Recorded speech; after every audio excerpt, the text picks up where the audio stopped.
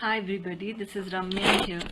Thank you Meera and thank you for your lovely Maya Katha to be able to listen to lovely poems and to be able to share a few. And here I am today. Trees are something that we all grow up with. Trees are always around us, silently giving us gifts. And many times I just look at the trees and imagine what they're trying to tell me, touch them, and all of that. Here I am.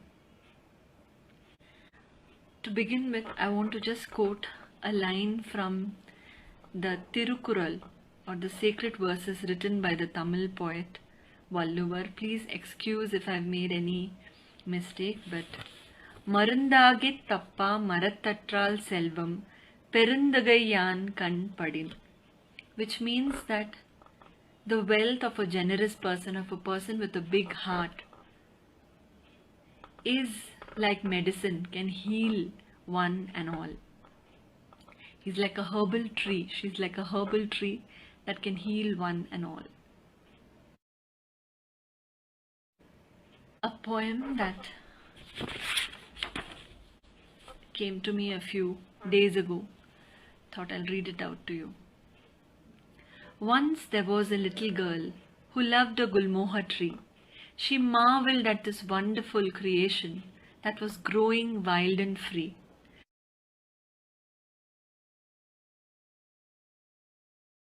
Her tiny neck straining as she would try to look up high, and the summer sun making her brown eyes blink. She would enjoy the tree's beautiful bounty. As a friend and she collected and played with its bright orange flowers.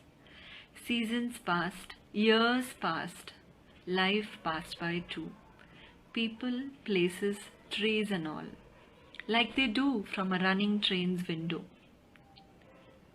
She found herself floating, some of her and some of life's will. Until one day, life made her stop at the crossroads. She was tired and yet filled with an energy that had nowhere to go. Then she met a tree like she never had, or perhaps she had. I feel like I've known you forever, she said. You do, and I do you too, the tree seemed to say. And yet I feel there is so much that I want to tell, so much I want to listen. Slow down, rest, my dear. You are home. I'm home, she breathes. Where else can I get my lesson on slow? You grow slow, slow, sure and simple. Quiet yet strong. Tall yet grounded. Changing yet comfortingly constant. She heaves a sigh of relief with an answer she finds in worded silence. As she begins listening, she meets the tree again. As she walks up to the tree in the pleasant morning this time, she strains her neck to see how far the crown of the tree reaches. Her eyes twinkling, remembering looking at her old friend, the gulmohar tree. A deep, sudden yearning fills her. I am it. It is me. You are me. I am you. The tree breaks her reverie. Reading her mind, she smiles. Soak into the light. Let the water seep in and flow. Let the wind lead you. The tree sings and sways.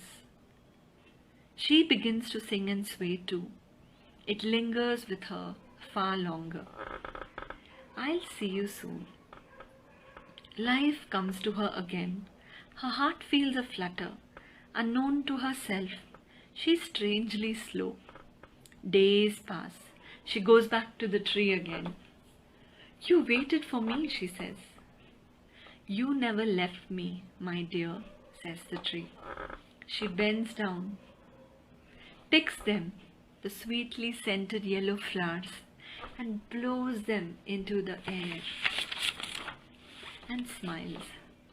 Her hands feel the rugged trunk as they move down to the roots half inside and half out, roots entwined, traveling from far and wide, deep and tight.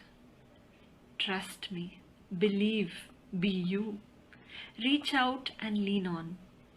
Reach out, lean on, and spread around, whispers the tree. She turns to sit and rest her back against the tree and goes into slumber, a restful slumber she had long forgotten. Her dreams bring her to realize that everyone and everything she passed by are with her, within her, to reach out, lean on to. She wakes up crying and smiling, and dreams some more with her eyes open. I'll see you soon, she says as she hugs the tree. Since then, they say, she met life most moments, slow and simple. She had moments alone, she had moments together. She smiled and she cried. She was whole and she was healed, wild and free.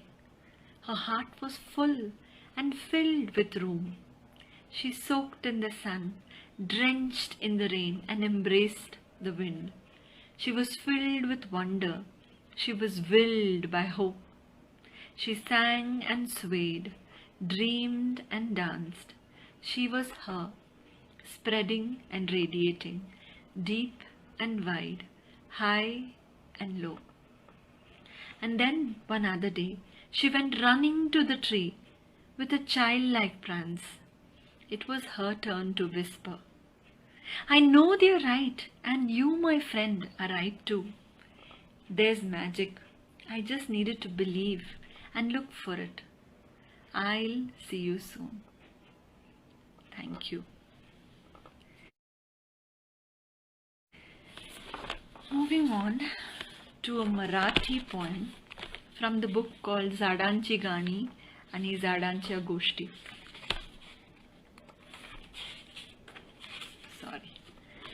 एक झाडं लावू आता दोन झाडं लावू, दोन झाडं लावू आता तीन झाडं लावू, तीन झाडं लावू आता चार झाडं लावू, चार झाडं लावू आता पाच, पाच झाडं लावू आता सहा झाडं लावू, सहा झाडं लावू आता सात झाडं लावू, सात झाडं लावू आता आठ झाडं लावू, आठ झाडं लावू आता नऊ झाडं लावू, नऊ झाडं लावू आता 10 झाडं लावू, 10 झाडांची होतील 100 झाडं, 100 झाडांची होतील 1000 झाडं, 1000 झाडांची होतील लाख झाडं, लाख झाडांची होतील कोटी झाडं.